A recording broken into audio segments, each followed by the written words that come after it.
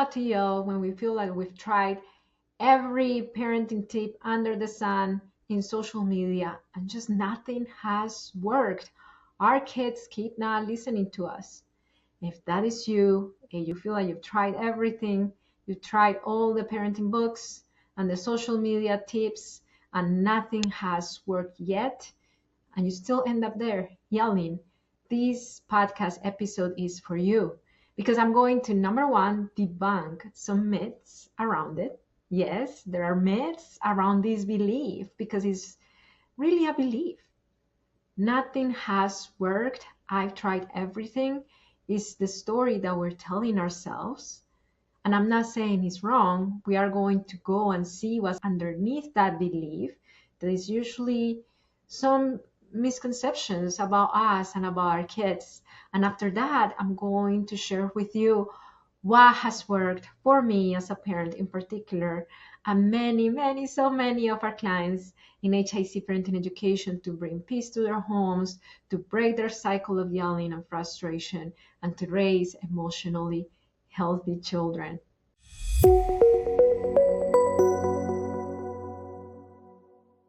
I tried everything and nothing has worked. Let's start with that first sentence. I tried everything. I tried everything comes from our mentality that we already exhausted all the things that we know, we particularly know. That doesn't necessarily mean that the things that we know is everything out there to help our kids. In my parenting journey, I was really sure about something. I was very sure about how I wanted to raise my kids. I knew the kind of parent I wanted to be, but I didn't necessarily know how to get there. So I was a parenting hack hunter for so long, thinking that the magic sauce to get my children to cooperate with me was out there. And then I learned parenting with understanding. Understanding of what? Understanding of my and my children's needs to the core. When I became an expert in my needs, in understanding the needs my children were communicating through their behaviors, then things started to make sense. And I started to see that my children were cooperating with me, because I wasn't pulling from social media scripts that may not know my children. I was reading their behaviors and I was connecting at an emotional level to their needs. And from the understanding of their needs and my particular needs, that's when I started finding success in my parenting. They saw me as genuine, because children can read through your lines. They can see that you are repeating a social media script that doesn't sound like you, because they know how you really sound like when you're playful. So they need that very same parent that they find in happy moments, in stressful moments for them. And that's something that a script could not give you. A lot of it is, yes, parental instinct, but as well training on their needs, understanding them to the core, their feelings, how they process their world at their developmental stage. If they have a particular diagnosis, understanding about their diagnosis, how they see the world when they have ADHD, how they see the world when they have autism, how they see the world when they have sensory needs, how they see their world when they're just strong-willed kids. It doesn't necessarily mean because my child doesn't have a diagnosis, then they don't have needs. Every single behavior communicates a need. So that's the first myth. The second one is children make us yell. I've tried everything and nothing works, and that's why I yell. Children don't make us yell. What makes us yell is our incapability of processing our own big emotions. And I say it with a lot of empathy towards myself and towards you, the listener, because I've been there feeling all my anger, this rage, and not knowing what to do with it. This morning, I saw a TikTok of a mom saying, "Gentle parenting creators, please tell me, how would you gentle parent?" When I told my teen really kindly and softly that yesterday night that if they wake up in the morning and they're going to cook, to clean their mess. And look at this mess.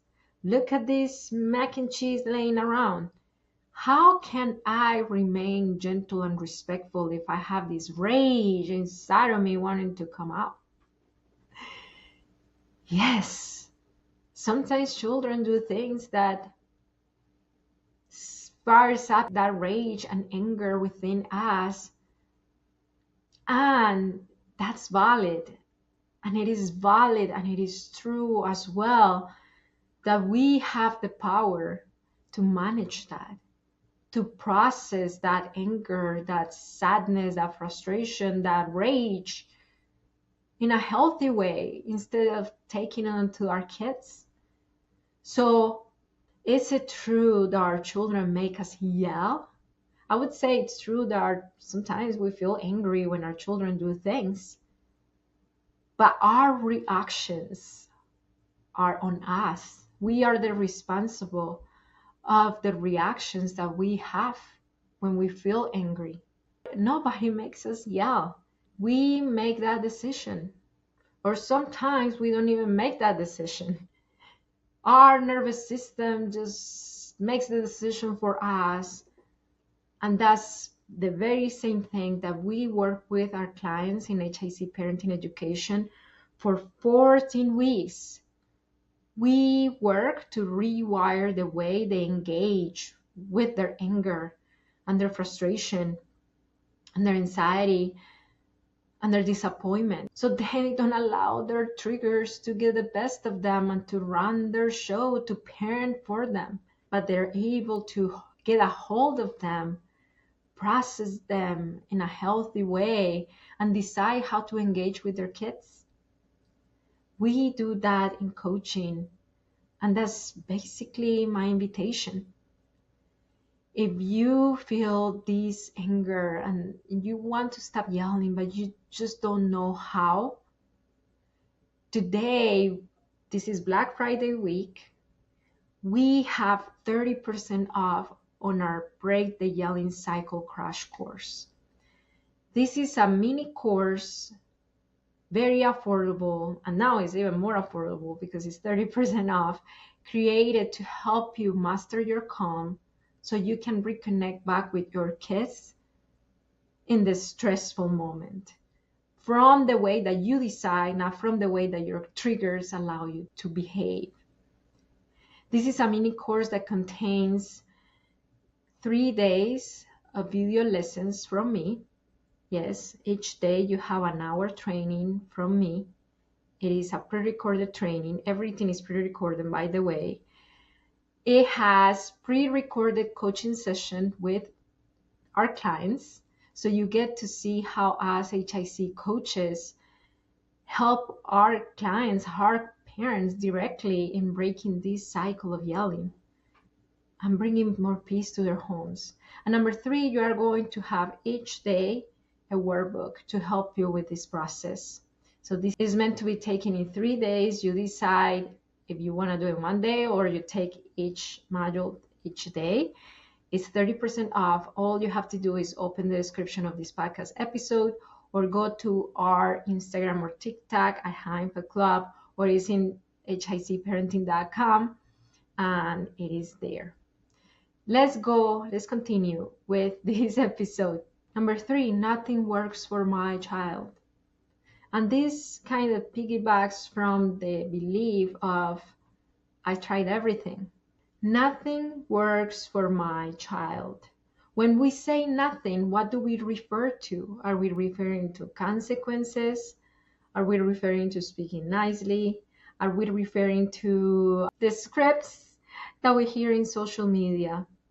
So the truth is that the only thing that works for our kids is knowing what they need and meeting their needs. social media scripts and consequences and speaking nicely, all those things don't even matter if the need is there. Let me give you an example. One of my twins, that was last year, it was the last day of summer camp. He was going to summer camp, no problem. And then that Friday, he was, no, I'm not going. He was really digging his heels.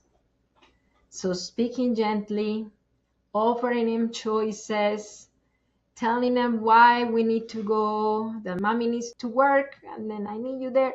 Like, none of that was working. Why? Because none of that would help him with what he needed. What did he need? My son has sensory needs, high sensory needs. And that day, it was going to be a movie day. So they were going to turn all the lights off. It was going to be very loud. And there was going to be a very stimulating big screen in front of them for the whole time. So it wasn't until I unveiled that was the need, that he had that anxiety of facing that overstimulating environment. That's when I really started helping him. Before, the choices, that we need to go right now, I'm going to count, all those things that don't work if my child has sensory anxiety, thinking about all the overstimulation that he was going to have at summer camp. Once I knew that was the need, then I gave him a simple plan. Okay, if you feel like it's getting too much, is there another room that you can go to? They have the craft room. Okay. So when we arrived there, I talked to the teacher, and then she said, oh yeah, no problem. We have Play-Doh and we have coloring books that he just can let me know. And then he could go to the other room to do some crafts while we finished the movie. And that was it. I didn't have to announce consequences. I didn't have to give him choices. None of that, because none of that works when there is a need. I met the need, I unveiled the need, I met the need, and I set my son up for success, and his sensory anxiety went away. So when we say nothing has worked, usually when parents tell me that, I think they have not found the need. And that's a great place to be, because you're not supposed to know it all. That's why we are here, parenting professionals, to help you unveil your child's needs. And that's what we do in coaching. With our clients, they tell us everything about their kids, and we help them unveil their needs. And that's what's going to help you gain more cooperation from your kids. Less fights, more understanding, better communication. Okay, let's move on. How do I stop yelling at my kids if nothing has worked? Nothing that I do works, and I've tried everything. So the next one is, my children's behavior are a direct correlation of my performance as a parent. That's a belief that is really a misconception. Because again, behaviors communicate needs, and needs are going to happen regardless of what I do as a parent. My son is always going to have sensory needs, therefore he's going to have behaviors. They're not as extreme now, because now I help them and develop skills in him to communicate those needs a little bit easier, in a better way, but he still has behaviors. So because your son or your daughter tantrums, cries, yells, hits, whatever thing they're doing, that's not a sign that you are a bad parent. It's just a sign that they have a need that we need to unveil. The other way, at the other side, because you yell sometimes, because you lose your temper, doesn't mean that you're a bad parent. Behaviors communicate needs for all humans. And there is a need that you're communicating through that behavior. That need could be, I need more co-parent support. I feel so overwhelmed, but my spouse is not helping me. Or even not help, he's not parenting or she's not parenting because our spouses don't help us. They are supposed to parent, you know? Or it could be another need. It could be like I yell because I'm overtired. Or I yell because I don't have emotional skills to process my emotions and not take care of my kids. So our own behaviors communicate needs. It's not an indicator that you're a good or bad parent. That correlation comes from the way we were raised, that we were raised with the thinking that if we did good, then we're good. If we made a mistake, then we're bad people. Your children don't think that about you. That belief was created from childhood when the caregivers in your life gave you that message that if you make a mistake, then you're bad. You are not bad. You are a great parent, and you are meant to be your child's parent. You are cut out to be their parent. So if you have that thing going through your mind of maybe I'm not cut out to be a boy mom, or I'm not cut out to have all these kids, you are. If you have all those kids, you are meant to be their parent.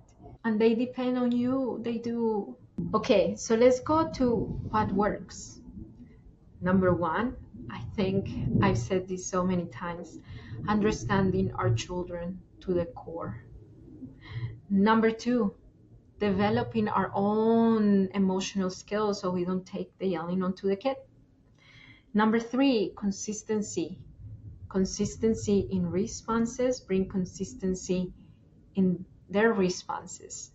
As our consistency causes their consistency as well. If we are consistently respectful towards them, with time, not right now, but with time, they're going to be consistently respectful towards us. And the last one is to seek support.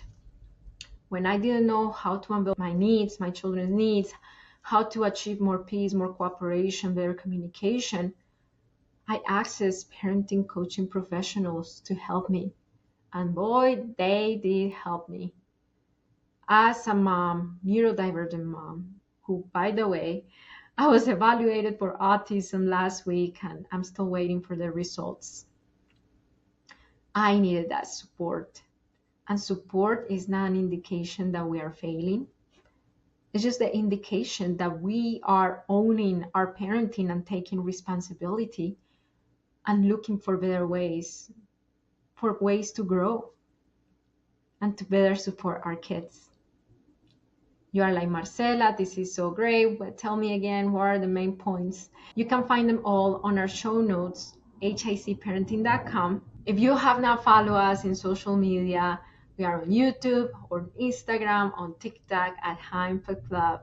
And I want you to remember always that it only takes understanding of your needs and of your children's needs to transform your parenting. I'll see you next time. Bye.